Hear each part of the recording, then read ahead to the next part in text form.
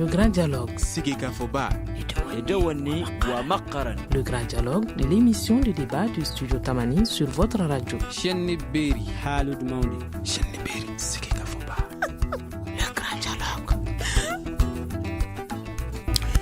Sera sumba noroblali ni ye jateminɛ kɛ mɔgɔ bɛ se ka I sigi ni mun de ye sisan aw bɛɛ y'a sere jamana ɲɛma juma tɛmɛnen yɛrɛ k'a fɔ a y'a yina k'a fɔ ko min ye sariya sunba ale yɛlɛmali ko ye sa k'a fɔ o wale o ka surun Ibrahim Boubacar Keita ka d'a kan ale de ko don a ye nin wale kɛ tuma min na a ye hakilila falen kɛ ani diinɛ ɲɛmaw olu ni ɲɔgɔn cɛ min ye société civile ye fo ka taa se dɛnɛn kɔsalonbaw olu yɛrɛ ma ni dun ye jateminɛ kɛ plateforme ale kun ye a yira k'a fɔ ko min ye kɛrɛnkɛrɛnnenya la nin kɔ ka bɔ a ma yala u ye ɲaga min kɛ yala u ye se de sɔrɔ wa n'i ye jateminɛ kɛ o la sa yala nin ko tɔ ale bɛna taa bolo jɔn kan nin waati yɛrɛ la an ka welelenw kɛnɛ kan walasa ka hakilina di nin kan sa Cheikh Umar Diallo ale ye plateforme an tɛ a banna touche pas à ma constitution mɔgɔ ye inu la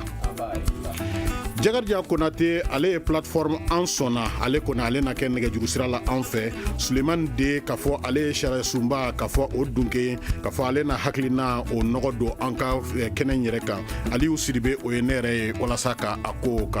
ɲɛnabɔ Le grand dialogue.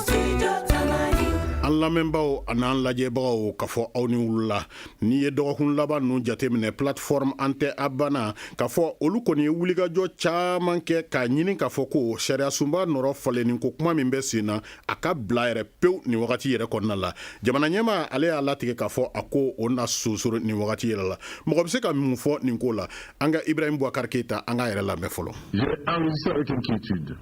ne jɔrɔlen do k'a ye ko damatɛmɛ walew bɛ ka san sɔrɔ ka taa fɛ o de kama an ye hakilina falenfalenw kɛ aw ni ne n ye aw ka jɔrɔnankow mɛn aw ye minnu yira k'a fɔ ko jamana balawu bɛ ka caya ka taa a fɛ n balimaw n y'a jate minɛ fana an bɛ lahaliya min kɔnɔna na mɔgɔw tɛ ka se ka ɲɛfɔlikanw mɛn ani ka sɔn a ma ka bɔ o bɛɛ la n kɛlen ka a jate minɛ ani k'a ye ko bɛɛ jijalen do togoya min na yaasa basigi ka se ka na togoya min na an ka jamana kɔnɔna na o de la ne y'a laɲini sariya sunba yɛlɛmali kalataw minnu kun bɛna kɛ n'an b'o wele référendum ko o sonsoro fɔlɔ an mana fɛn o fɛn laɲini Mali tɔgɔ la nimisa t'a la Suleiman de jamana ɲɛmaa y'a latigɛ ko a ko ka ɲɔngiri yala a bɛ hakilina jɔn di Irima nin ko yɛrɛ daminɛ la ayiwa n bɛ lamɛnbaga bɛɛ fo nin tɛ n yɛrɛ nako fɔlɔ ye studio Tamani na nka n bɛ nali fɛn fɛn kɛ o bɛ kɛ tubabukan na bamanankan man nɔgɔ bɛɛ ma an bɛ jamana ɲɛmɔgɔ ka kuma lamɛn juma tɛmɛnen a ye a fɔ ko kalafili min tun ka kɛ n'o an b'o wele ko référendum k'a b'a sonsoro bon maliden bɛɛ ka n'a kɛra mun ye ale de ye jamana ɲɛmɔgɔ ye ale de ta ye jamana ye n'a fɔra a ta ye jamana ye o kɔrɔ ko jamana ta a ka hakɛ ta ye dɛ c'est que ale de wajibilen don ka jamana kɔnɔna basigili y'ale yɛrɛ fanba ye ko tun bɛ ka se lahalaya min na a jɔrɔ ye mɔgɔ caman minɛ n'ale y'a sonsoro ale de tun y'a lawuli maa min y'a lawuli n'o maa kelen kɛra a sonsorobaga ye an b'a fɔ a sonsorobaga y'a sonsoro a kɛra fɛn ye mun ye jamanaden caman hakili sigi ka da kan mɔgɔ si tun t'a dɔn taama minnu bolo tun dalen don a bɛ laban mun na an kɔni ye kuma caman mɛn a kɔrɔ mun b'a yira k'a fɔ ko taama bɛ kɛ ka taa se wasabulon na k'a fɔ wasadenw kɔnɔmɔgɔw ye k'u ka jamana ɲɛmɔgɔ di ɲangi kiri kan o dun ye bɛɛ ye fɛn ye jamana ɲɛmɔgɔ mun n'a taara kalafili la an b'a fɔ ko légitimité bɛ maa min bolo ni bɔlɔn kɔnɔ ko a ka fanga ka bɔsi a la a bɛ na ni gɛlɛya caman ni fɛn bɛɛ ye ka da kan 2012 tɛmɛna sisan an ma ɲinɛ o kɔ donc o de y'a to an b'a fɔ jamana ɲɛmɔgɔ ka lamɛnni kɔfɛ n'a y'a sonsoro a kɛra sababu ye ka maliden caman hakili fana sigi e ka jate la yala wulikajɔ min kɛra o de kɛra sababu ye wa walima a y'a fɔ cogoya min na ko yanni k'a to a ka taa a ka se ka assemblée lamɛn parce que cour constitutionnelle de y'o ɲini yala o de don wa ou bien jamanadenw ka wulikajɔ de dɔn don ne bɛ se k'a fɔ sariya sira fɛ fɛn caman b'a kɔrɔ wasabulon kɔnɔmɔgɔ dɔw y'a yira k'a fɔ ko sariya sunba in a ma sariya sun yɛrɛ a t'a a bonya o ye minnu ye cour constitutionnelle saisi ani maa caman bɛ yen minnu y'a yira k'a fɔ ko sisan t'a waati ye n'o ye plateforme an tɛ a banna mɔgɔw ye olu fana y'u ka kemikini yira ko la mangan sera yɔrɔ dɔ ma ko in tun bɛ ka barika ka wolo jagɛlɛya mun na fanga yɛrɛ ma o ye fɛn mun bɛ bɛɛ tun jɔrɔ donc jamana ɲɛmɔgɔ ka bɛɛ wele ka bɛɛ ɲininka hakilina parce que cour constitutionnelle ko k'ala segin ka taa wasabulon na fɛn minnu ma ɲɛ a la k'olu bɔ a kɔnɔ ka sigi ka kuma kɛ kura ye ka bɛn kura la pour que a ka se ka taa siran jamanadenw ɲɛkɔrɔ bon o siratigɛ la an b'a ye k'a fɔ a tɛ se k'a fɔ ko plateforme de y'a to jamana ɲɛmɔgɔ ye a bɔ a ma mais u nɔba b'a la cour constitutionnelle ka décision fana o b'a yira k'a fɔ ko a tun sariya sun tun tilennen tɛ kosɛbɛ donc fiɲɛ misɛnnin caman yera la ani a ma ɲɛfɔ ka ɲa a yera k'a fɔ ko waati koronnen don sariya ta waati ani ka taa bila ko kalafili ka kɛ waati na waati tun koronnen don fɛn caman b'a jukɔrɔ mun y'a to bi an bɛ se k'a fɔ président ye a sosoro nka a tɛ se k'a fɔ ko nin kulu kelen de kama a y'a sosoro.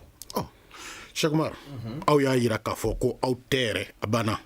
constitution bɛ yen nɔ ni o ye sariya sunba ye maga yɛrɛ kana k'a la n'a dun fɔra ko k'a ko sunsuru a fɔra juma sibiri aw farala ɲɔgɔn kan ka ɲagali kan bɔ yala nin dantigɛlen tuma min a fɔra aw ye hakilina jɔn sɔrɔ a kan tuma min a fɔra an hakili sigira kosɛbɛ ka da kan an tun ye cɛsiri ninnu boloda a yira k'a fɔ ko nin tun tɛ nin sariya sunba in falen tuma ye ka da kun caman kan n balimakɛ sulemani ye i da lase a yɔrɔ caman ma nka a yɔrɔ min yɛrɛ y'a to an tun tɛ fɛ maga ka k'a la o tun ye article 118 in de ye min bɛ tali kɛ jamana lakana ko kan min b'a fɔ ko tant que jamana sibiri kelen bɛ yen nɔ mali ka fanga tɛ boli min kan maga kana kɛ constitution in na o bɔlen kɔ an m'a fɔ ko maga foyi kana kɛ constitution na tuma si an ko nin tuma in de la nin tuma kelen in na maga man ka k'a la ka da kun caman kan a kun fɔlɔ n y'o o article in fɔ nka a kun wɛrɛw ye min ye c'est que bibi in na maliyɛnw bɛ degun min kɔnɔna la ni i nana constitution ko kuma fara o kan ka mɔgɔw tila k'u bila kanw kɔnɔna la a bɛ maliyɛnw kɔ don ɲɔgɔn na an dun bɛ min ɲinina fɔlɔ o ye de maliyɛnw k'u ɲɛsin jamana kunko baw ma n'o o ye lakana seginni ye ni o ye processus de paix enclencheli ye ni o ye fana k'a fɔ ko degun caman minnu bɛ gouvernance kɔnɔna la an ka solution sɔrɔ olu la fɔlɔ donc bi ni jamana ɲɛmɔgɔ ye a bɔ a da ko a ye ko in bila an tɛ se k'a fɔ fana ko an nɔ t'a la an kɔni hakili la effectivement foli kan ka labila plateforme tɔndenw bɛɛ lajɛlen ka da kan u ye cɛsiri mun kɛ nin kalo fila in kɔnɔna la ka ŋaniya mun yira tagamaw kɔnɔna la ka ŋaniya mun yira an ka mitingu kɔnɔna la mali kɔnɔ ani mali kɔ kan o fana sababu de nana ni nin décision tali ye nka n balimakɛ y'a fɔ cogo min na président ka décision de don donc président fana a b'a ale de ka yamaruya kɔnɔ ka sariya sunba falenni ŋaniya ta wa ka a ŋaniya bila fana donc hakili la bi a ye sonsoriliko kuma mun fɔ o kan ka kɛ kuma ye an b'a fɔ min na ka a yira la k'a fɔ a ye min kɛ a ye hakili ɲumanya de kɛ donc a y'o hakili ɲumanya mun sɔrɔ an bɛ a yira la k'a fɔ vraiment an b'a fɔ nka an bɛ min déplorer kɔni o ye de k'a fɔ ko nana se fo ni niveau ma bi an tun bɛ réconciliation ɲinina maliyɛnw fɛ ka da an bɛna so yɔrɔ ma voilà ok nka n'i ye jateminɛ kɛ yala aw yɛrɛ ka aw ka wulikajɔ ninnu de nɔ don wa walima cour constitutionnelle y'a nin yɔrɔ min fara a kan o de don hakili la o bɛɛ lajɛlen de b'a la nka cour constitutionnelle ye minnu fɔ o yɛrɛ dama an hakili la cour constitutionnelle ma se ka taa a hakilina dan de la cour constitutionnelle ko sariya sunba mun nana yiriw la a man ɲi nka yɛlɛmani bɛ se ka don a la a ka sigi assemblée la ne kɔni hakili la cour constitutionnelle tun ma ɲininka o bɛɛ la dɛ a ɲininkara de a ka ɲi wa a man ɲi nka ale bɔra o kɔnɔna la k'a fɔ non seulement a man ɲi mais en plus de ça a ka ɲi sa i bɛ se ka taa n'a ye n'i seginna n'a ye assemblée kɔnɔ ka sɛbɛn wɛrɛ kɛ donc c'est des décisions un peu bizarre mais bon bamanankan ok Jakarija Konate allo Jakarija aw kɔni ko aw sɔnna fɛn min ma aw ɲɔngirila nin waati yɛrɛ kɔnɔna la yala tuma min na nin dantigɛli kɛra anw sɔnna aw hakilina yɛrɛ taara mun de la a ka kumakan in kɔnɔna la yani n ka kuma daminɛ n bɛ studio tamani mɔgɔ bɛɛ fo n bɛ a lamɛnbaga bɛɛ fo ani minnu bɛ plateau kan Sulemani De ani Cheikh Mar n'o ye plateforme an tɛ mɔgɔw ka représentant ye ne yɛrɛ n y'a fɔ ne ye Jakarija Konate ye n ye plateforme an sɔnna o membre ye en même temps n ye président national de la jeunesse du PS Yelenkura parti socialiste Yelenkura o jeunesse président ye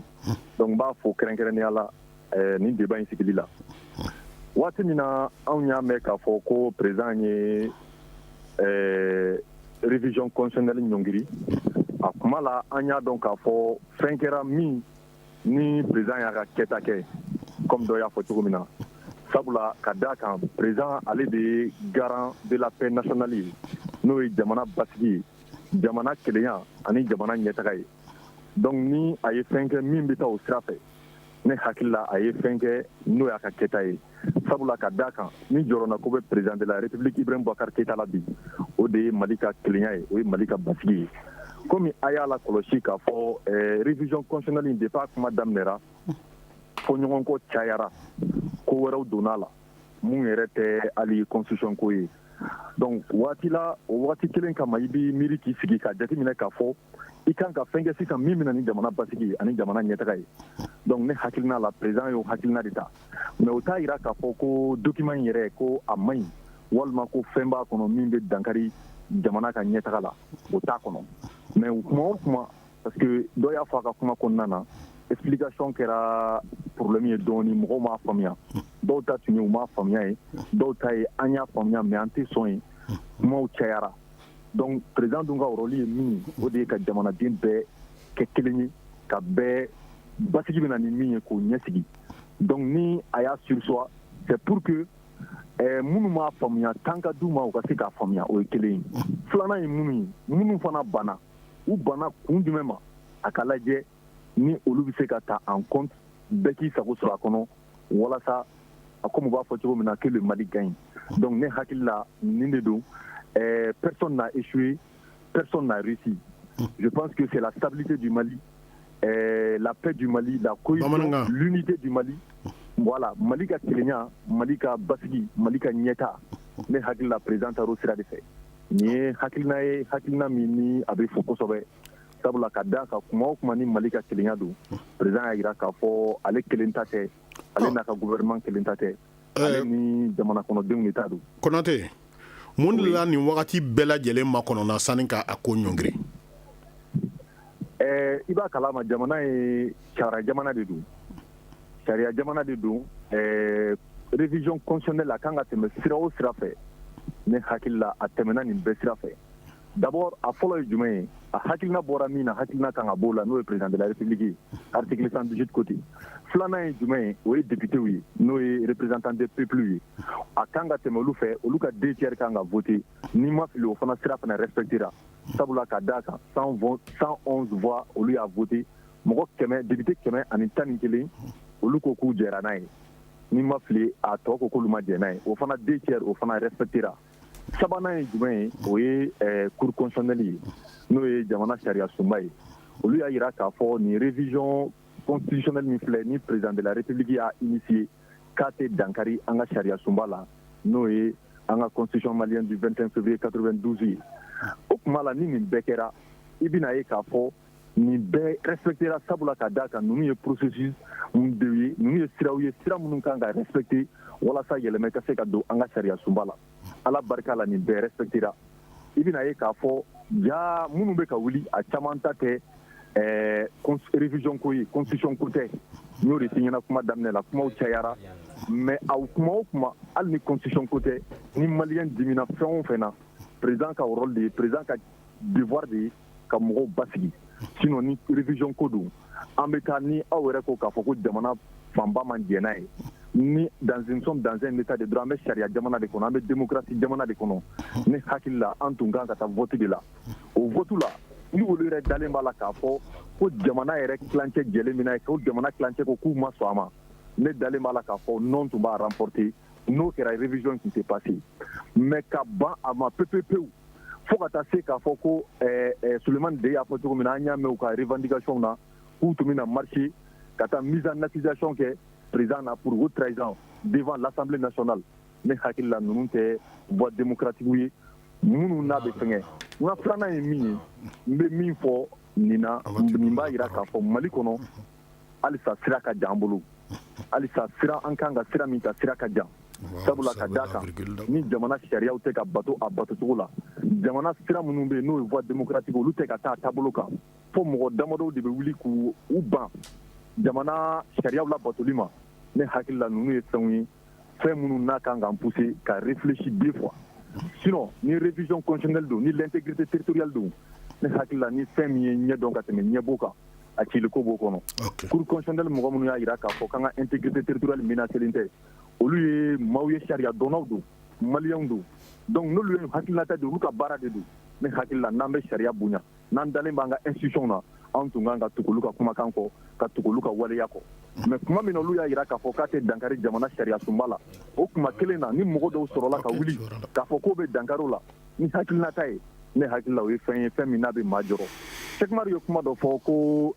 nin t'a kuma ye ko kuma ye min ye sisan de o jamana paix ye jamana ka basigi jamana ka ɲɛta ye ne ko jamana basigi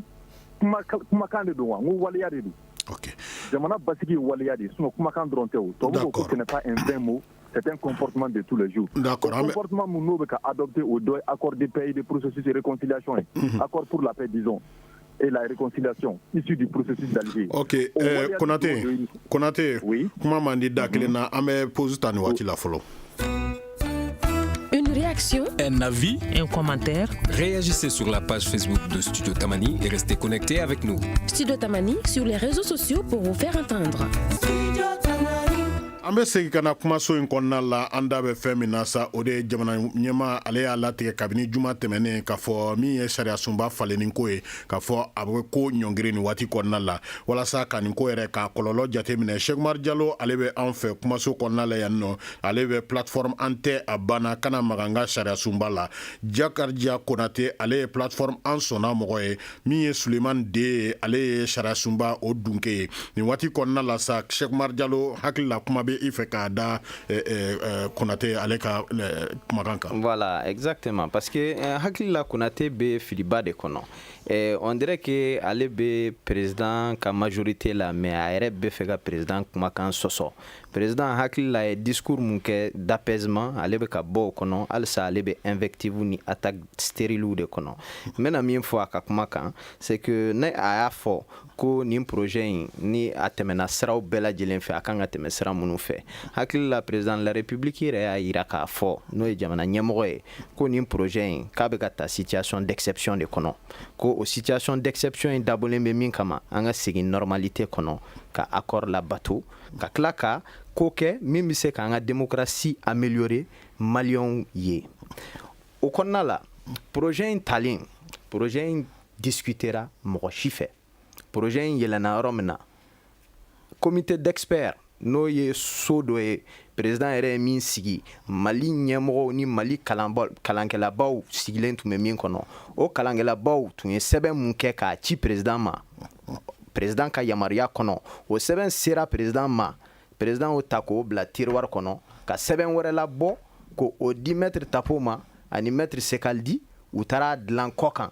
o papier min dilanna kɔ kan o ma yira malien den si la hali ministre ma y'u ɲɛ la fo conseil des ministres don o papier kelen de tara daliya b'i bolo kan o daliya bɛ n bolo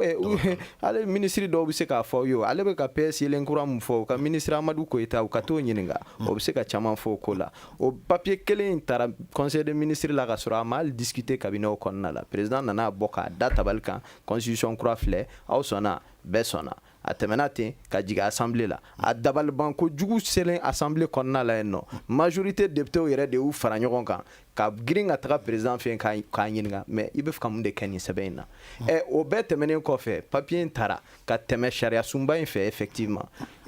cour constitutionnelle fɛ cour constitutionnelle ye mun de fɔ cour constitutionnelle ko insécurité résiduelle bi in na jɔn t'a dɔn mali kɔnɔna la ko mali a tilancɛ tɛ mali ka mara kɔnɔna la sanfɛla o ye Yadagali ta ye camancɛ o ye Amadou Koufa ta ye administration foyi tɛ yen impôt bɛ sara Amadou Koufa ye impôt bɛ sara Yadagali ye Mali administration ka fanga foyi t'a yɔrɔ si la hali sous-préfet a t'a kɔnɔna la k'a ta Segu mara dɔw kɔnɔna la ka taa bila fo Tawudeni donc ni o kɔnɔna la e nana fɔ an ye k'an ka continuer voie démocratique fɛ je crois qu'il bɛ ka maliyɛnw insulter de o maliyɛn hakɛ min bɛ yen nɔ minnu ti mara foyi kɔnɔ minnu tɛna se k'u kumakan di nin ko in na n'i ye ko halisa k'an ka continuer ko voie démocratique aw de bɛ ka voie démocratique violer aw bɛ ka maliyɛnw neni aw bɛ ka maliyɛnw dɔgɔya donc ni an bɔra o la sisan nɔ ale ko plateforme an tɛ a banna ko an bɔra voie démocratique kɔnɔ an bɔra mun voie démocratique kɔnɔ la constitution a b'a droit d'an ma de an ka tagama k'an ka nisɔngoya yira fɛn dɔw la wa a tagama o tagama kɛra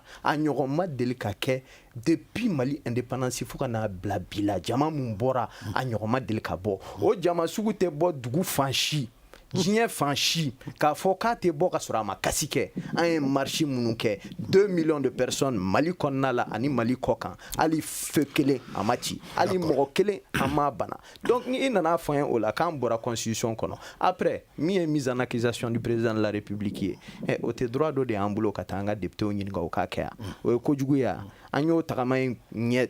daminɛ k'an bɛ taa kɛ parce que an ka droit de don parce que an hakili la bibi in na ni président de la République donna sariya sunba sɔsɔli la a kan ka nɔ minɛ donc an tun bɛ ka se niveau ma an y'a ye k'a fɔ mɔgɔ si tɛ fɛ k'an lamɛn ok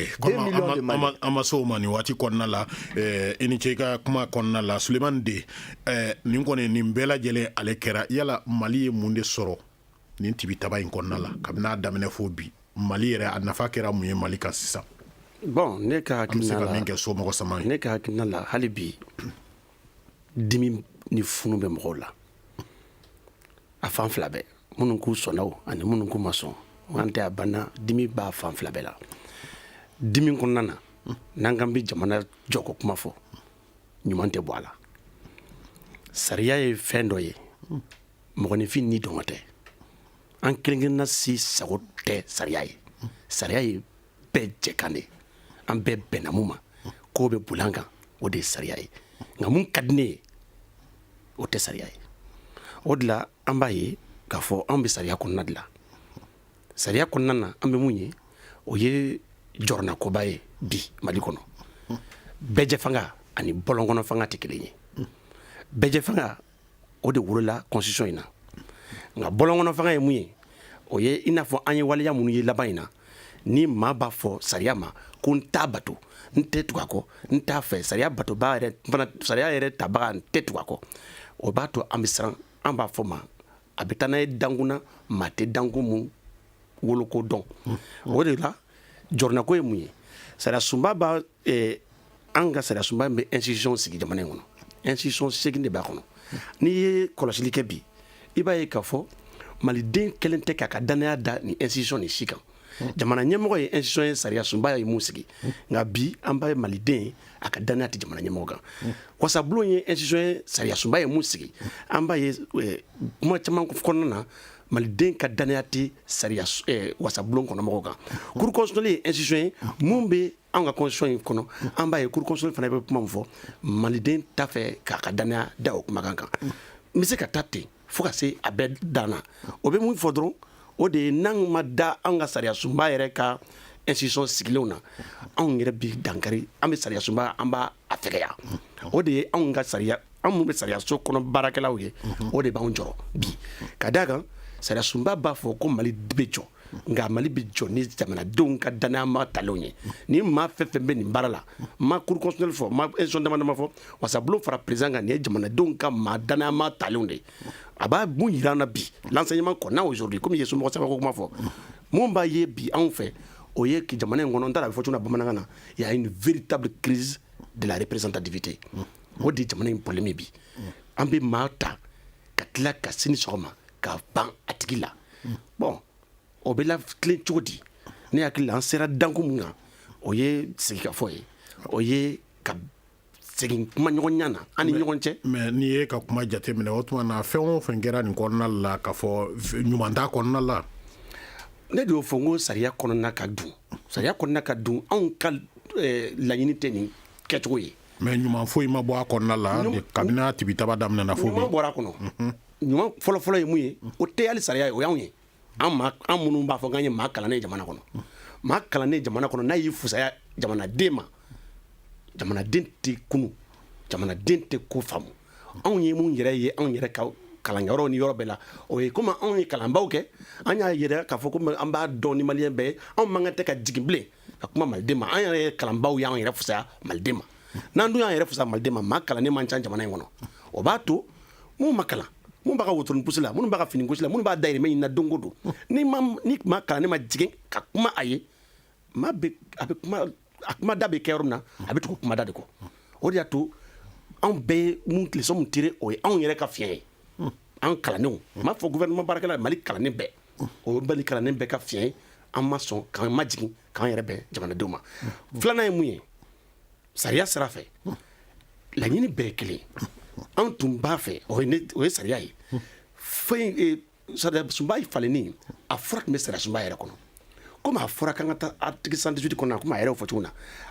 mali sariya sunba tɛ se ka falen ni référendum tɛ référendum ye kalafili ye ani kalafili tɔw tɛ ɲagami ale ni commune kalafili tɛ kelen ye commune kalafili la Kayi bɛ se ka kalafili Kulukɔrɔ tɛ kalafili o tɛ dankari kalafili la nka sariya sunba falen ni kalafili o bɛ kɛ Kayi fo Kidal ni marabolo kelen sɔrɔla mun ma se ka kalafili bɛ bɔ a ma o de y'a to an ko sariya kɔnɔna na o ye ne kelen ka jate ye m'a fɔ ko bɛɛ bɛ ka hakilina ye dɛ mais sariya tun b'a to fura tun b'a la an tun ko an ka taa fo référendum na commune kalafili kɛra an y'a ye commune 50 ni kɔ kalafili ma k'a kɔnɔ o tun ye commune a bɛ se ka tɛmɛ commune sigi la mais a tɛ tɛmɛ référendum na dɛ n'an tun taara référendum na ko an ye yɔrɔ kelen sɔrɔ Mali kɔnɔ ko kalafili ma kɛ ye cour constitutionnelle tun wajibilen don ka référendum ni k'a annuler o tun ye an ka hakilina ye o tun ye sariya bonyanen ye sariya de y'a to an taara fo référendum na référendum ma se ka waleya Mali bɛɛ kɔnɔ cour constitutionnelle b'a bɔ a ma o tun bɔli ma diyagoya ye n'i y'a don ni an tɛ a banna tun ko k'a bɔ a ma o don o bɛ da la o don ko kelen tun tɛ tagama o tun b'a sɔrɔ Mali sariya dɔnbaa bɛɛ bɛ tugu kɔ parce que o de sariya ye bɛɛ bɛ kalafili bon komi a ma se ka t'o sira fɛ an tun b'a fɛ an ka t'o sira fɛ o tun ye anw ka hakilina ye ne yɛrɛ kelen ka hakilina tun y'o ye an ka taa référendum na Mali yɔrɔ dɔ ka sɔrɔ kala ma fili yɔrɔ min na cour constitutionnelle tun bɛ a bɔ a ma ni cour constitutionnelle tun m'a bɔ a ma o tun na sa an tun bɛ se ka danganiya sɔrɔ ko jamana ɲɛmɔgɔ ye dankari sariya sunba la nka a waleyali sira fɛ a ka gɛlɛn an k'a fɔ k'a ye dankari sariya sunba la f'an tun k'a to o yɔrɔ dɔ tun ka kɛ cour constitutionnelle k'a fɔ k'a bɛ o élection ni référendaire ni valider alors là yen kɔni mɔgɔ bɛ yen min fɔ o yɔrɔnin kan c'est que i b'a dɔn depuis a débat daminɛna sinon i ye logique min fɔ logique ba de min kan ka min c'est-à-dire que a tɛ tɛmɛ min kan mais problème ye mun ye c'est que depuis a débat daminɛna président yɛrɛ nana bɔ télé la ka kuma cogo min na o y'a yira k'a fɔ ko résultat dɔnnen n'o ka ban donc ni i taara o sira fɛ ten tɔ n b'a f'i ye a bɛ ɲagami cogo min na a bɛ ɲagami ten mais a tun bɛ tɛmɛ. ok an ka Jakarija Konate lamɛn nin waati la Jakarija Konate an y'a ye k'a fɔ aw kɔni aw y'a faamu aw sɔnna nka minnu m'a faamu olu banna yala olu jɔyɔrɔ kɛra mun ye nin ko la ɲuman ta fan fɛ ɲuman ta fan fɛ bon an bɛ se k'a fɔ dɔrɔn kuma o kuma ni mɔgɔw ni baara o baara hali ni fiɲɛ b'a la ni mɔgɔ sɔrɔla k'a fɔ tiɲɛ kan k'a fɔ ni fiɲɛ b'a la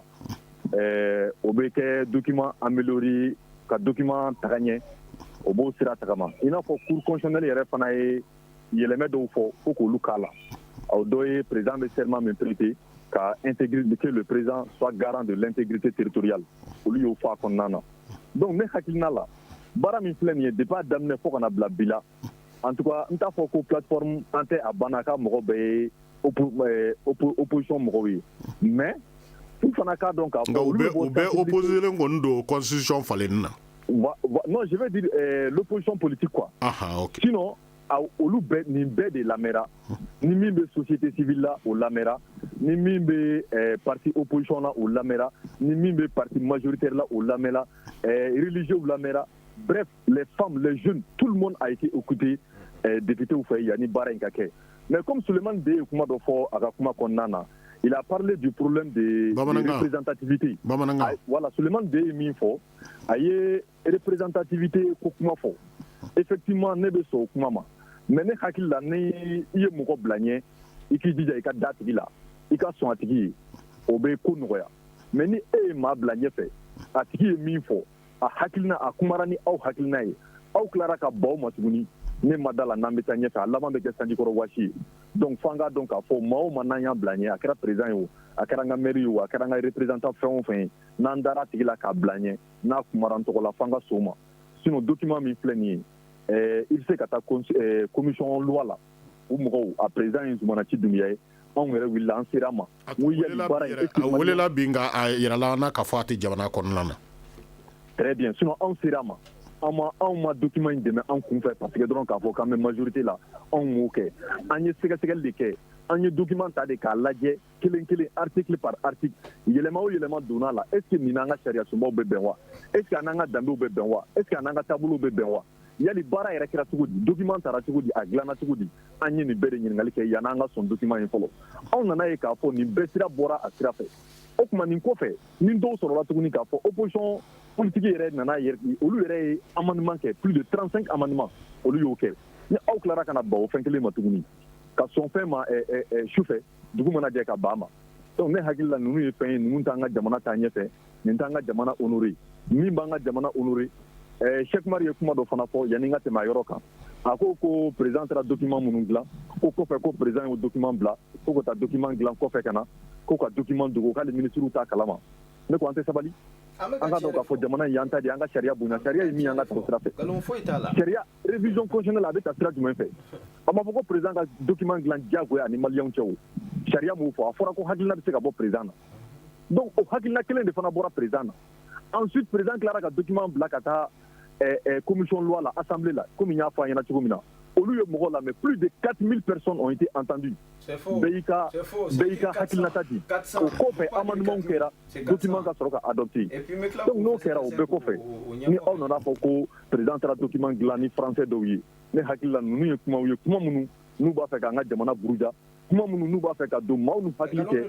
c'est à dire k'a yira mɔgɔw la k'a fɔ i n'a fɔ anw ka jamana t'an yɛrɛ bolo an ka jamana bɛ maa wɛrɛw de bolo olu b'u sago kɛ jamana la komi bɛɛ b'a kalama an lamɛnbagaw ka hakɛ to jamana in maa kalannen man ca kosɛbɛ n m'a fɔ ko kodɔnbaga man ca dɛ nka maa kalannen man ca donc u b'a fɛ ka don mɔgɔw n'u hakili cɛ an b'a ɲini u fɛ u ka sabali an ka dɔn k'a fɔ jamana in a bɛ Ibrahim Boubacar Keita sanfɛ jamana in a bɛ anw yɛrɛ sanfɛ jamana in y'an den n'an mɔdenw de ta ye sini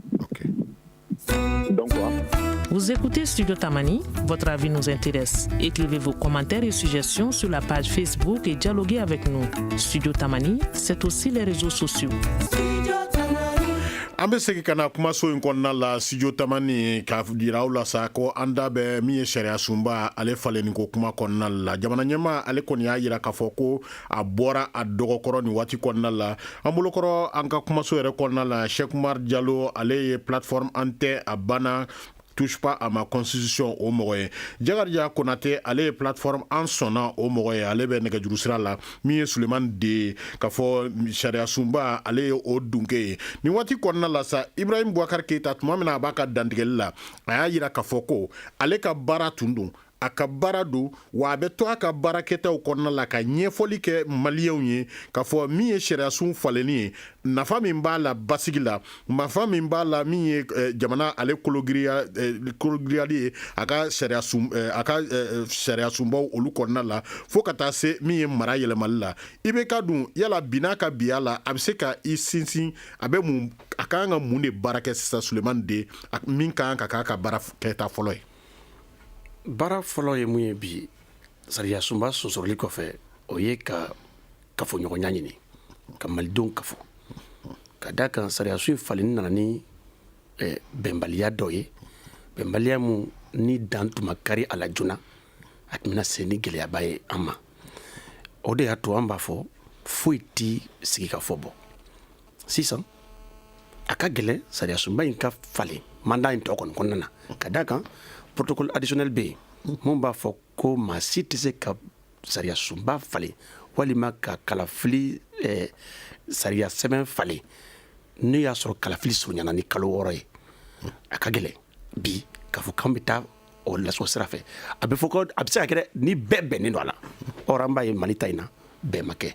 bɛn bɛ sɔrɔ sira min fɛ bi o de ye ka an fara ɲɔgɔn kan conférence nationale ka fara kɛ a kɔni u y'a wele cogo cogo sa maliden bɛɛ ka wele a kana kɛ conférence nationale politicienne ye n t'a dɔn a b'a fɔ cogo min na bamanankan na n'an bɛ maliden bɛɛ la kuma ɲɔgɔn ɲa maliden bɛɛ ka sigi bɛɛ ka kuma bɛnkan sɛbɛn kura ka kan ni ɲɔgɔn cɛ o de y'a gɛlɛma ye nka ka maa dama dama wele ka taa sigi ko an bɛ conférence nationale la ka sɔrɔ maa minnu welela ka taa sigi n ye clé de représentativité ko kuma fɔ sisan olu tɛ jamana fanba dɔn ka kuma fɔbagaw ye a bɛ na ni gɛlɛya wɛrɛw ye nin yɔrɔ in bɛ yɔrɔ min na sisan maliden bɛɛ kan ka wele a maa kalanenw wo a mɔnikɛlaw fara wo a jamana in bɛ kulu kunda papier bɛ kulu bɛɛ la bɛɛ ka wele bɛɛ k'i hakilina fɔ foyi tɛ jamana ɲɛmɔgɔ ye bi o kɔ ka malidenw wele ka sigi ka fɔ kɛ an b'a kɛ cogo di o dɔrɔn de bɛ yen bi ka kɛ. ok nin waati kɔnɔna la studio tamani a ye munumunu salo kɛ bamakɔ ɲɛfɛ ka mɔgɔw hakilinata ɲini jamana ɲɛma ale ka kuma kan an b'o lamɛn nin waati la. bon o ɲana o kɛra ko ɲuman ye parce que a tun bɛ na ni mankan ye jamana a ka bɔ a ma yɛrɛ de bana président ye retrait min kɛ ko fila de don fɔlɔ an ka démocratie ka victoire de don parce que bɛɛ y'i da don fasoko la a kɛra sababu ye président ka faamu k'a fɔ maliyɛnw bɛɛ faso maliba fɛ donc a y'u lamɛn a y'a t'u ta la mais côté dɔ fana na n'i y'a lajɛ minnu b'an ka politiki kɛ homme politigiw olu ka défaite de don u échouera o. a y'a hakili min kɛ o ye hakili ɲuman de ye mais min ye ko k'a dabila pewu kɔni comme les fanfarons le disent yɛlɛma de k'a ka don fɛn na bɛɛ b'a dɔn juguman caman bɛ constitution de kɔnɔna la ko ka yɛlɛma de don a la ten. ne kɔni fɛ o ye hakilina ɲuman ye k'a bɔ a dɔgɔ kɔrɔ walasa u ka mɔgɔw lafaamuya quoi minnu ma se k'a faamuya k'olu lafaamuya ni bɛɛ y'a faamu se ka kɛ ka sɔrɔ kɛlɛ tɛ o. président ye décision min ta décision sage don a ɲɛna yɛrɛ de jamana ɲɛmɔgɔ place a y'i jɔ o yɛrɛ de la sa parce que a ye mɔgɔw lamɛn k'a fɔ minnu b'a la minnu t'a la an bɛɛ de fasoden kelen ye. ɲɔgɔn lamɛn min ni a fɔra Ibrahim Boubacar Keita fɛ jamana ɲɛma yala Cheikh Oumar Diallo aw yɛrɛ ka jate la a kan ka kɛ cogo jumɛn sisan. bon ne hakili la tout d'abord jamana ɲɛmɔgɔ kan k'i ɲɛsin baara fɔlɔ ma o ye an ka jamana administration o ka se ka commencer ka segin nord la pour que jamana mara ka segin Mali fan bɛɛ donc o baara in de ye baara fanba fɔlɔ ye a kan k'o de sira yira an na k'a ɲɛfɔ an ye cogo min na ale bɛ fɛ k'o ko in kɛ ka d'a kan bibi in na n'i y'a ye mɔgɔw wulila nin constitution ko in fana la jɔrɔna koba dɔ de b'u la constitution papier in kɔnɔna la a ye min proposer article 36 article 36 article wɛrɛw bɛ yen minnu bɛ cour constitutionnelle n'a tɔ article 36 o bɛ kuma de ko ni jamana ɲɛmɔgɔ ni a dɛsɛra ka élection kɛ kun dɔ kama k'a bɛ se ka to a ka fanga la ni cour constitutionnelle ka yamaruya ye o bɛ an na jɔrɔ mun na o b'a yira an na de bibi in na ni i y'a ye an ka autoritéw dɛsɛlen bɛ ka fanga lasegin Mali fan bɛɛ ni o bɛɛ kɔfɛ o dɛsɛ in bɛɛ kɔnɔna la u bɛɛ fɛ ka kalafili teliya pour que ka constitution kura dɔ la tɛmɛ mun b'o o yamaruya d'u ma ka fanga mara ka sɔrɔ u ma élection kɛ Mali fan bɛɛ o b'a yira na est-ce que solution b'u bolo ni nord problème in na est-ce que fɛn dɔ bɛ yen nɔ plan dɔ b'u bolo min b'a yira k'a fɔ k'u bɛ se ka Mali administration lasegin fan bɛɛ ka solution sɔrɔ an ka réfugiés la nin délai kɔnɔna la donc an hakili la yanni kuma ka sigi ka kɛ nin constitution ko in na nin solution ninnu de kan ka ɲɛfɔ maliyɛnw ye ayiwa maliyɛnw yanni nin tuma cɛ n bɛ fɛ ka nin administration in lasegin nord la n bɛ fɛ ka armée lasegin nord la n bɛ fɛ ka solution sɔrɔ réfugiés ka situation na nin délai kɔnɔna la an hakili la kuma fɔlɔ ani baara fɔlɔ minnu kan ka kɛ président de la république fɛ wasa lafiya ka don jamana kɔnɔ wasa bɛn ka dan maliyɛndenw ni ɲɔgɔn cɛ o y'o de ye sinon bibi in na siga bɛ yen dɛ siga bɛ yen mais siga tɛ yen k'a fɔ ko mɔgɔ kelen ka ko dɛ siga bɛ yen k'a fɔ de est-ce que fanga in bɛ se fanga in kɔrɔ. o tuma an bɛ se ka sigi ni mun ye o la sisan. an bɛ se ka sigi ni min ye c'est président ka bɔ tuguni a ka kuma maliyɛnw fɛ tuguni pour que an k'a dɔn a bɛ fɛ jamana in ka taa sira min fɛ i ye constitution sariya sunba in falen nin ko in sɔnsori o diyara an ye o bonyana an ma nka bibi in na jamana problème ba ye min ye o ye jamana in kɔrɔnfɛ problème in de ye ani Mopti mara yan fan fɛ Amadou Koufa ka problème fana donc solution jumɛn de bɛ yen nɔ minnu bɛ se ka fɔ pour que an hakili ka sigi dɔɔni an k'a dɔn k'a fɔ maliyɛnw bɛɛ lajɛlen bɛna se ka Mali fanga mara sɔrɔ pour que u ka se ka lakana donc ne hakili la yanni an ka taa sigi ka fɔ la k'a fɔ k'an bɛ kuma constitution ko kan an kan ka kuma k'a dɔn k'a ye fana ko Mali état b'a dɔn a bɛ min na pour que k'an ka kɔrɔn fɛ problème in résolu o de ka gɛlɛ a ma. Jakariya Konate i tulo y'a mɛn an tɛ a banna o ko nin waati yɛrɛ kɔnɔna la k'a fɔ u kɔni u hakili latigɛra fɔlɔ u hakili latigɛ fɔlɔ in kɔnɔna la an bɛ se ka sigi ni mun de ye sisan. An bɛ se ka sigi ni min ye nin waati in na a fɔlɔfɔlɔ ye min ye komi n y'a fɔ depuis kuma daminɛ la président ye min kɛ a y'a surseoir walasa n b'a dɔn k'a fɔ programme dɔw b'a a yɛrɛ bolo n'o ye halisa ka lamɛnni kɛ ka bɛɛ ka préoccupation ta en compte ni bɛɛ ka préoccupation tara en compte minnu sɔnna o minnu ma sɔn o cour constitutionnelle o ni nin bɛɛ ka hakilina tara en compte i n'a fɔ Sulemani de fɔ cogo min na ka document bɔ bɛɛ sɔnna minnu ma olu yɛrɛ ka jɔrɔna ye min ye o ka se ka ta en compte mais u b'a fɛ ka min fɔ u k'o faamuya nin yɔrɔ la n'i ye constitution in lajɛ a bɛ tali kɛ comme olu ko préoccupation ye min ye pour le moment k'o ye jamana basigi ye n'o ye paix ye